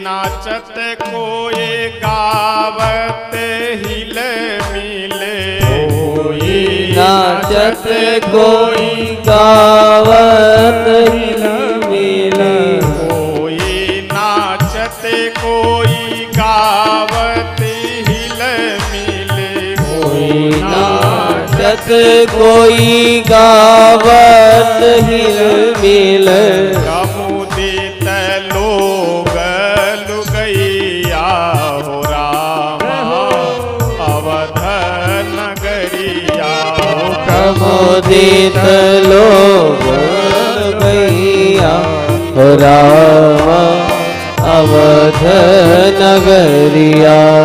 बाजत आनंद बधैया हो रामा अवध नगरिया गावत आनंद बधैया हो रामा अवध नगरिया।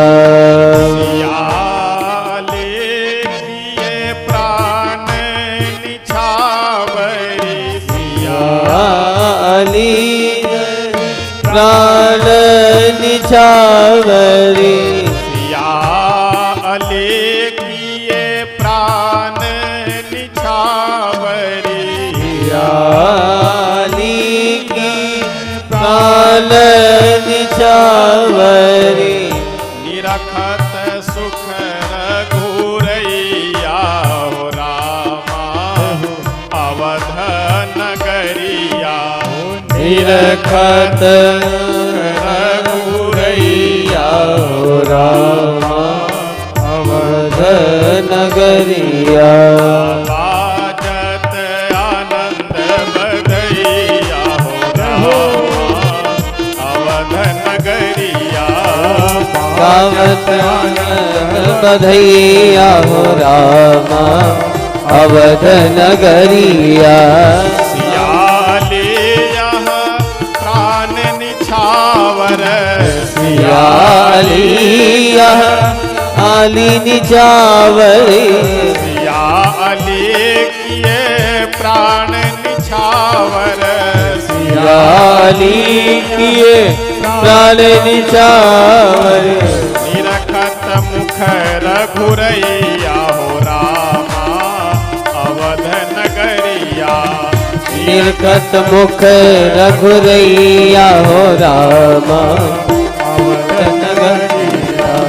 बाजत आनंद बधैया हो रामा अवध नगरिया बाजत आनंद बधैया हो रामा अवध नगरिया।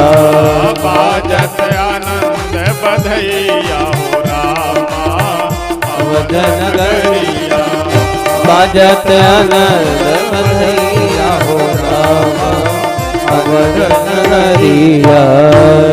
श्री रामलला सरकार की जय श्री अयोध्या धाम की जय श्री सरयू मैया की जय।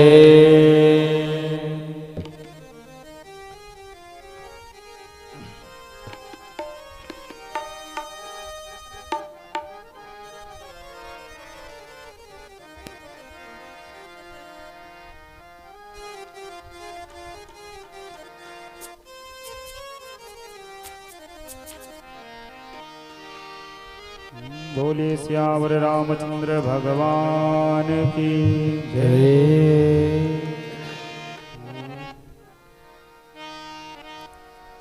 चलो रे सखी देख आवे प्यारे रघुरैया, चलो रे सखी देख आवे प्यारे रघुदैया, चलो रे सखी देख आवे प्यारे रघुरैया, सखी है प्यारे रघुरैया, प्यारे रघुरैया, सखी प्यारे रघुरैया, प्यारे रघुरैया, सखी है प्यारे रघुरैया, प्यारे रघुरैया, सखी प्यारे रघुरैया, लारे रघुरैया, चलो रे सखी देख आवे प्यारे रघुरैया,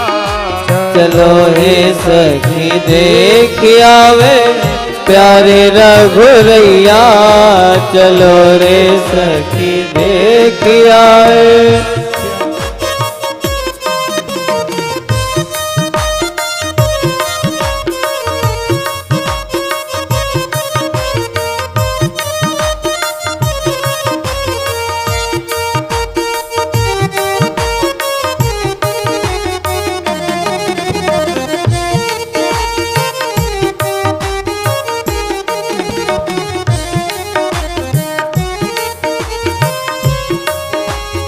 घर घर वंदन वार पताका बरनी न जाई कैया, घर घर वंदन वार पताका बरनी न जाई कैया, घर घर वंदन वार पताका बरनी न जाई कैया, घर घर वंदन वार पताका बरनी न जाई कैया, पुर नर नारी मगन होई गावे, पुर नर नारी मगन होई गावे, हर घर बजत बधैया, चलो रे सखी देख आवे प्यारे रघुरैया, चलो रे सखी देख आवे प्यारे रघुरैया, चलो रे सखी देख आवे।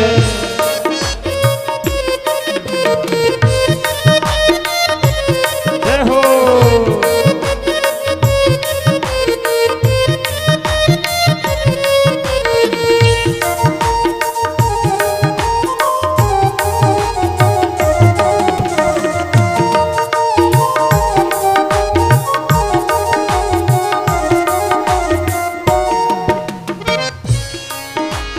राम लक्ष्मण भरत शत्रुघ्न सुंदर चारो भैया, राम लक्ष्मण भरत शत्रुघ्न सुंदर चारों भैया, राम लक्ष्मण भरत शत्रुघ्न सुंदर चारो भैया, राम लक्ष्मण भरत शत्रुघ्न सुंदर चारों भैया, कौसल्या कैकेयी सुमित्रा, कौसल्या कैकेयी सुमित्रा, कौसल्या कैकेयी सुमित्रा, कौसल्या कैकेयी सुमित्रा, पुनि पुनि लेत बलैया, चलो हे सखी देख आए प्यारे रघुरैया, चलो हे सखी देख आए प्यारे रघुरैया, चलो रे सखी देख आवे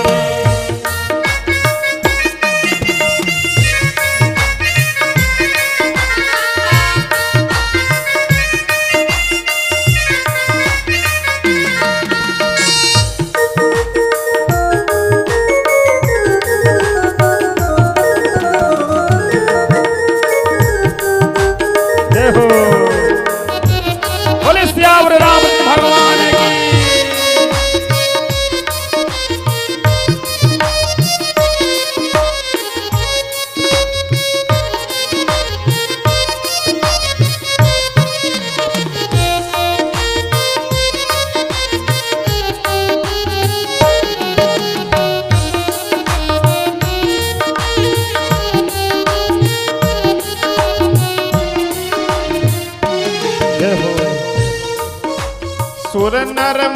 जय जयकार करते हैं बरसत सुमन निकैया। सुर नर मुनि जयकार करते हैं बरसत जाए निकैया। सुर नर मुनि जयकार करते हैं बरसत सुमन निकैया। सुर नर मुनि जयकार करते हैं बरसत सुमन निकैया। श्री दशरथ जू के आंगन में, श्री दशरथ जू के आंगन में, श्री दशरथ जू के आंगन में, श्री दशरथ जू के आंगन में नाचे मस्त गवैया। चलो रे सखी देख आए प्यारे रघुरैया। चलो रे सखी देख आए प्यारे रघुरैया। चलो रे सखी देख आए प्यारे रघुरैया। चलो रे सखी देख आए।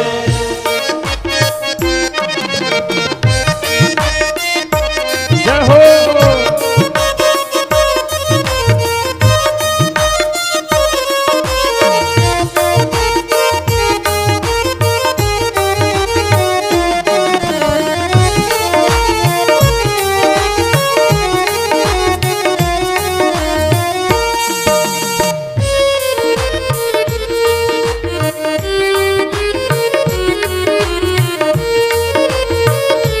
जय हो।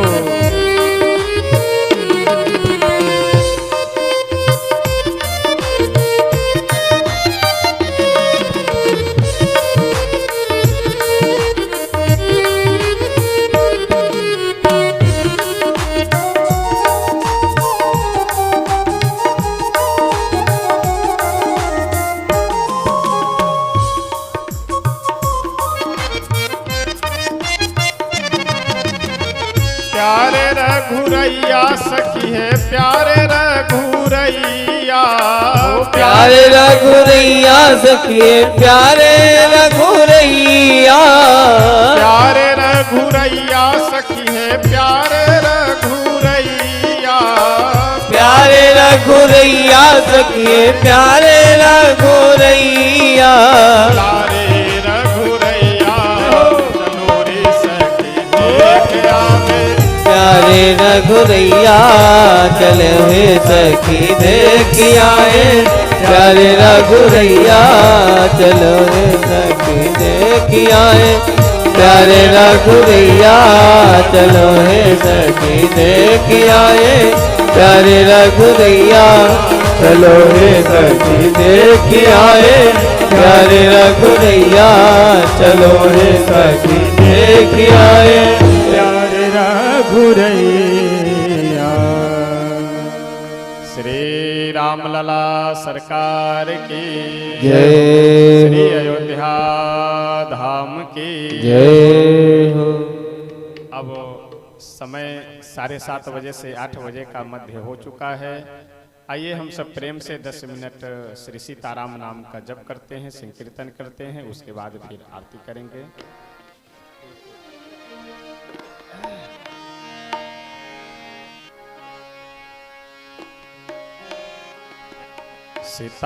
सीताराम सीताराम सीताराम जय सीताराम। सीताराम सीताराम सीताराम सीताराम।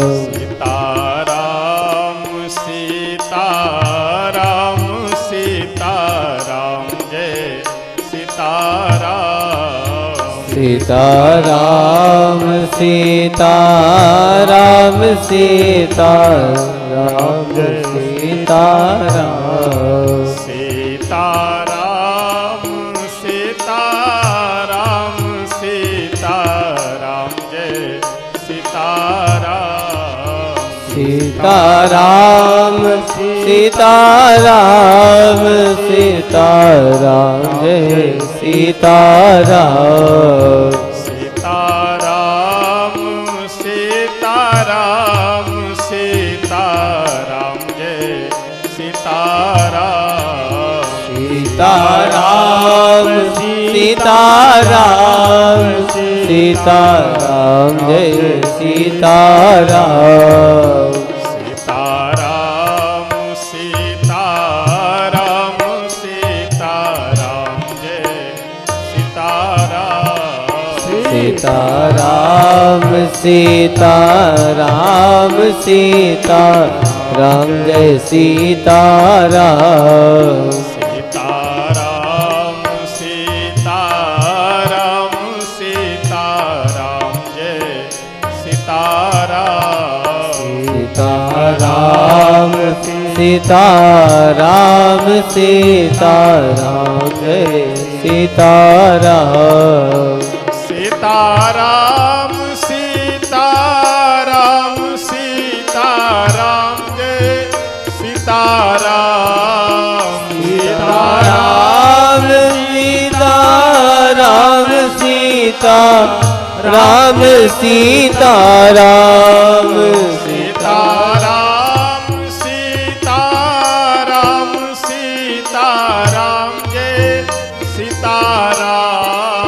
सीताराम सीताराम सीताराम जय सीताराम। सीताराम जय सीताराम। सीताराम जय सीताराम। सीताराम जय सीताराम। सीताराम जय सीताराम। सीताराम जय हो।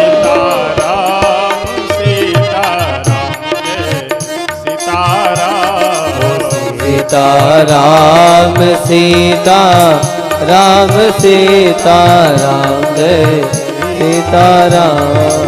सीताराम सीताराम सीताराम जय सीताराम।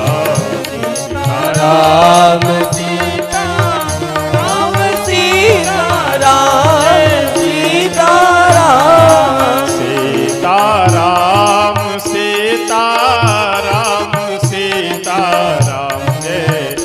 सीताराम। सीताराम सीताराम जय सीताराम। सीताराम सीताराम सीताराम जय सीताराम।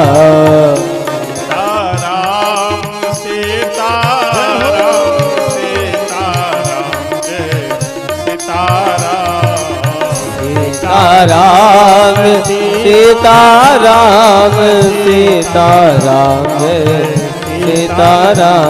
सीताराम सीताराम सीताराम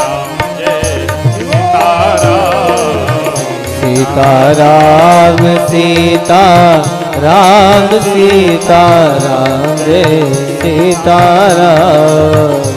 सीताराम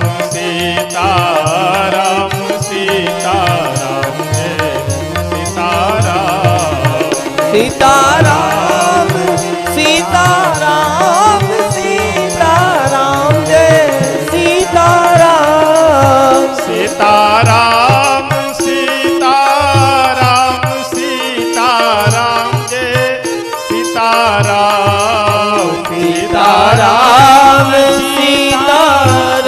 सीताराम सीताराम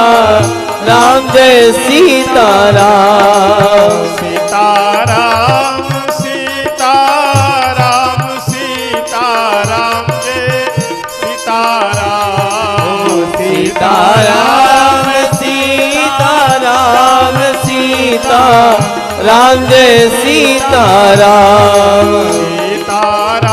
जय सीताराम। सीताराम जय सीताराम। सीताराम जय सीताराम। सीताराम जय सीताराम। सीताराम जय सीताराम।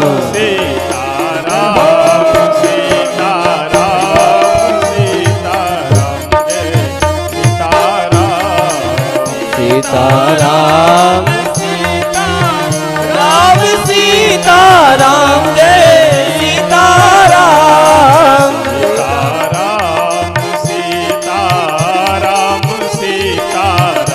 जय सीताराम। सीताराम सीताराम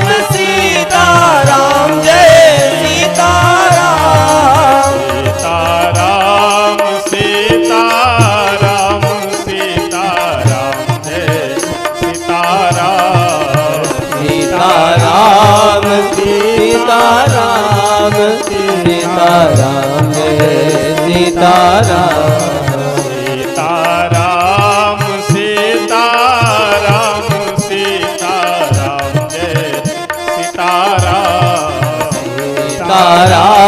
सीताराम सीताराम सीताराम जय सीताराम सीताराम सीताराम सीताराम जय सीताराम सीताराम सीताराम जय सीताराम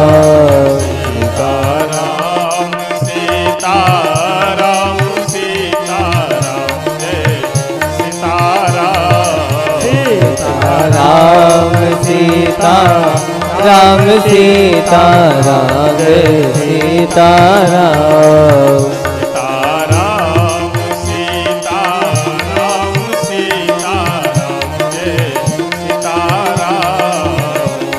सीताराम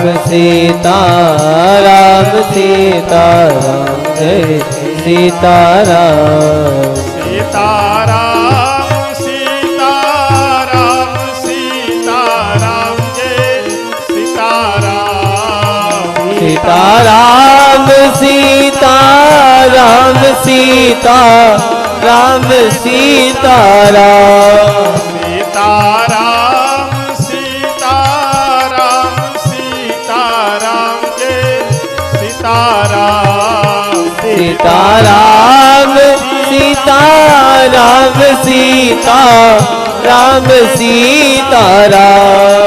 सीताराम सीताराम सीताराम सीताराम सीताराम जय सीताराम सीताराम जय सीताराम सीताराम जय सीताराम सीताराम जय सीताराम सीताराम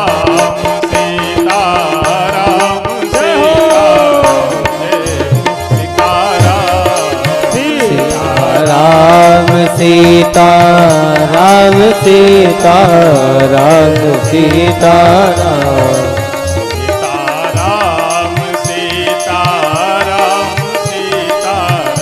जय सीताराम सीताराम सीताराम सीताराम सीताराम सीताराम सीताराम सीताराम जय सीताराम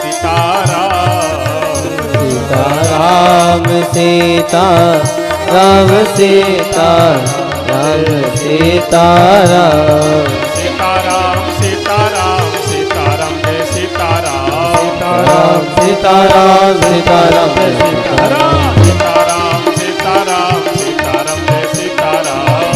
सीताराम सीताराम सीताराम जय सीताराम सीताराम सीताराम सीताराम जय सीताराम सीताराम सीताराम सीताराम जय सीताराम सीताराम सीताराम सीताराम जय सीताराम सीताराम सीताराम सीताराम जय सीताराम सीताराम सीताराम सीताराम जय सीताराम सीताराम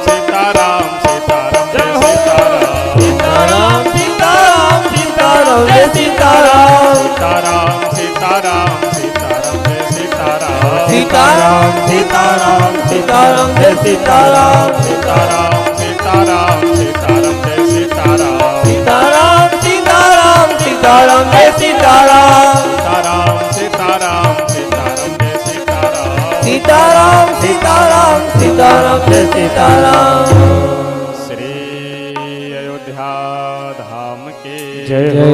श्री सरयू मैया के जय हो। श्री सद्गुरुदेव भगवान के जय। जय जय सीताराम।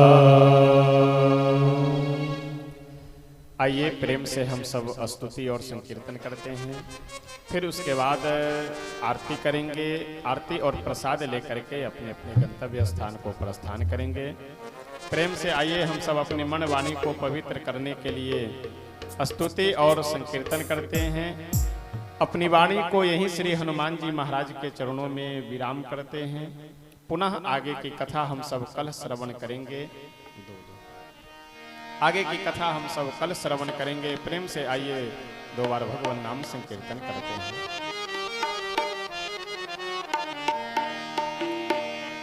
शरण में आए हैं हम तुम्हारी, दया करो हे दयालु भगवन। शरण में आए हम तुम्हारी, दया करो हे दयालु भगवन। शरण में आए हम तुम्हारी, दया करो हे दयालु भगवन। शरण में आए हम तुम्हारी, दया करो हे दयालु भगवन। सुधारो बिगड़ी दशा हमारी, दया करो हे दयालु भगवन। सुधार बिगड़ी दशा हमारी, दया करो हे दयालु भगवन। शरण में आए हम तुम्हारी, दया करो हे दयालु भगवन। शरण में आए हैं हम तुम्हारी, दया करो हे दयालु भगवन। भले जो हैं हम तो हैं तुम्हारे, बुरे जो हैं हम तो हैं तुम्हारे। भले जो है हम तो है तुम्हारे, बुरे जो है हम तो है तुम्हारे। भले जो हैं हम तो हैं तुम्हारे, बुरे जो हैं हम तो हैं तुम्हारे।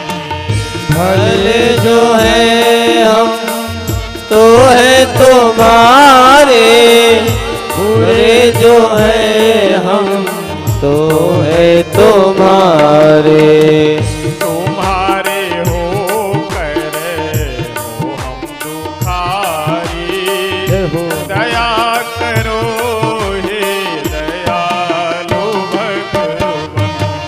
तुम्हारे होकर हम दुखारे, दया दया करो हे दयालु भगवन। शरण में आए हम तुम्हारी, दया करो हे दयालु भगवन। शरण में आए हैं हम तुम्हारी, दया करो हे दयालु भगवन। ना हम में बल है ना हम में शक्ति, भरो हमारे में ज्ञान भक्ति। ना हम में बल है ना हम में शक्ति, भरो हमारी हे ज्ञान भक्ति। तभी कहा तापहारी, दया करो हे दयालु भगवन। तभी कहा हमारी, दया करो हे दयालु भगवन।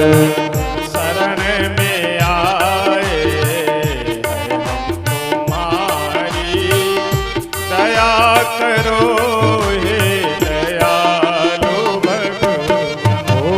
शरण में आए हैं हम तुम्हारी, दया करो हे दयालु भगवन। राम राम राम सीताराम राम राम, हरे राम राम राम राम हरे राम राम राम सीताराम राम राम हरे राम राम राम सीताराम राम राम हरे राम राम राम सीताराम राम राम हरे राम राम राम सीताराम राम राम हरे राम राम राम सीताराम राम राम हरे राम राम राम सीताराम राम राम हरे राम राम जय हो हरे राम राम राम सीताराम राम राम हरे राम राम राम सीताराम राम राम हरे राम राम राम सीताराम राम राम हरे राम राम राम सीताराम राम राम हरे राम राम राम सीताराम राम राम हरे राम राम राम सीताराम राम राम हरे राम राम राम सीताराम राम राम हरे राम राम राम सीताराम राम राम हरे राम राम राम सीताराम राम राम श्री सीताराम भगवान की जय। आइए हम सब प्रेम से आरती करते हैं और आप सभी एक एक व्यक्ति को बुलाना ना पड़े तो क्रम से पुरुष वर्ग भी जितने हैं और महिलाएं भी आप सब आरती आकर के क्रमशः करेंगे और आरती कर करके पुनः अपने यथा स्थान पे जा कर के खड़े हो जाएंगे। आइए हम सब प्रेम से अपने मन वाणी को श्री सीताराम भगवान के चरणों में समर्पित करते हुए प्रेम से आरती करते हैं। फिर आरती कर करके आरती प्रसाद लेकर के अपने अपने गंतव्य स्थान को प्रस्थान करेंगे। आप सभी यथा स्थान खड़े हो जाएं।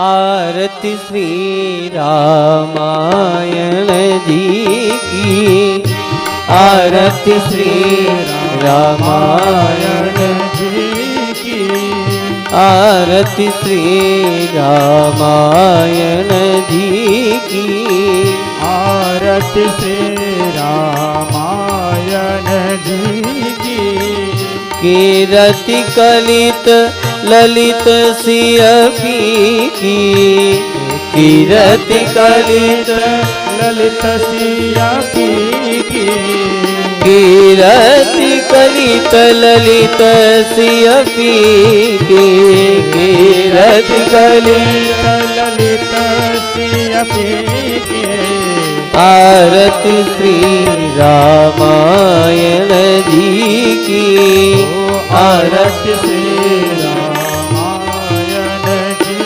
की गावत वेद पुराण अष्टदश गावत वेद पुराण अष्टदश गावत वेद पुराण अष्टदश गावत वेद पुराण अष्टदश गावत ब्रह्मादिक मुनि नारद गावत ब्रह्मादिक मुनि नारद वाल्मीक विज्ञान विशारद वाल्मीक विज्ञान विशारद सुख सनकादिशेष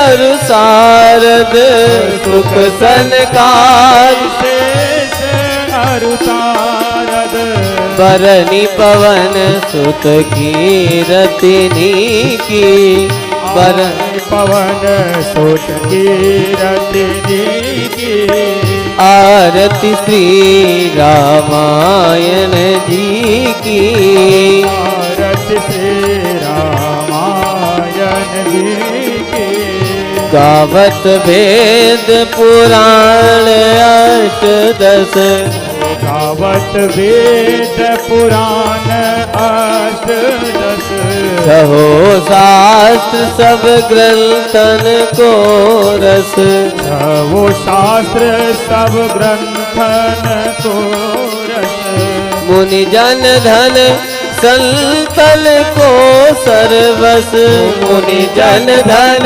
संतन को सर्वस मुनि जन धन संतल को सर्वस मुनि जन धन संतन को सर्वस सार अंश संवत सब ही की सार अंश संवत सब ही की आरती श्री रामायण जी की आरती श्री रामायण जी की गावत संतत शंभु भवानी गावत संतत शंभु भवानी अरुघट संभव मुनि विज्ञानी अरुघट संभव मुनि विज्ञानी व्यास आदि कवि वरज बखानी व्यास आदि कवि बरज बखानी व्यास आदि कवि बरज बखानी व्यास आदि कवि बरज बखानी काग भुसुल गरुण के ही की काग भुसुंड गरुड़ के ही की आरती श्री रामायण जी की आरती श्री रामायण जी की कलिमल हरली विषय रस फीकी कलिमल हरानी विषय रस फीकी सुभग सिंगार मोती जुबती की भगत सिंगार मोती जुबती की दलन रोग भव मोरी अमी की दलन रोग भव मोरी अमी की दलन रोग भव मोरी अमी की दलन रोग भव मोरी अमी की तात मात सब विधि तुलसी की तात मात सब विधि तुलसी की आरती श्री रामायण जी की आरती श्री रामायण रामायण जी की कीरति कलित ललित सियपी की कीरति कलित ललित सियपी की कीरति कलित ललित सियपी की कीरति कलित ललित सियपी की आरती श्री रामायण जी की आरती श्री रामायण जी की कर्पूर गौरम करुणावतारम संसार सारम सद्गेन्द्रहारम सदा वसंतम हृदयारविंद भवं भवानी नमामि त्वमेव माता च पिता त्वमेव त्वमेव बन्धुश्च सखा त्वमेव विद्या त्वमेव त्वमेव सर्वं मम देव देव नीलाम्बुजश्यामल कोमलांगं सीता समारोपित भागं पालो महाकायज्ञानुजापं नमामि रामं भगवन्तनाथ मनोजवं मारुतुल्यवेगं जितेन्द्रियं बुद्धिमतां वरिष्ठं वातात्मजं वानरयूथमुं श्रीरामदूतं शरणं प्रपद्ये आरति श्री रामायण जी की आरति श्री रामायण जी की आरति श्री रामायण जी की आरति श्री रामायण जी की। ओम देवौ शांतिरंतरिक्षं शांति पृथ्वी शांतिरापः शांतिरोषधयः शांति वनस्पतयः शांतिर्विश्वे देवाः शांति ब्रह्म शांति सर्वगुण शांति शांतिरेव शांति क्षमा शांतिरेधि। ओम आराटिक्यं समर्पयामि जलेन शीतलीकरणं पुष्पे देवाभिवन्दनम् आत्माभिवन्दनम् हस्तौ प्रक्षाल्य अदमन्त्रपुष्पाञ्जलिं हरिः ओम चितनेन चिन्यमय जन्त देवास्तानि धर्माणि प्रथमान्य सन्नादेहनाकं महिमानः सचन्द्रयत्रपूर्वे साध्याः शान्तिदेवाः हरिः ओम राजाधिराजाय प्रशेषाहिने नमो वयं वैष्णवाय कुर्महे सबे कामकामाय मह्यं कामेश्वरो वैष्णव ददातु कुबेराय वैश्रमणाय महाराजाय नमः हरिः ओम स्वस्ति साम्राज्यं भोज्यं स्वराज्यं वैराज्यं पारमेष्ठ्यं राज्यं महाराज्यमाधिपत्यमयं समन्तपर्याये स्यात् सार्वभौमः सर्वायुष अनन्तादा प्रारधात् पृथिव्यै समुद्रपर्यन्ताय एक राजवे ततः एक श्लोको भी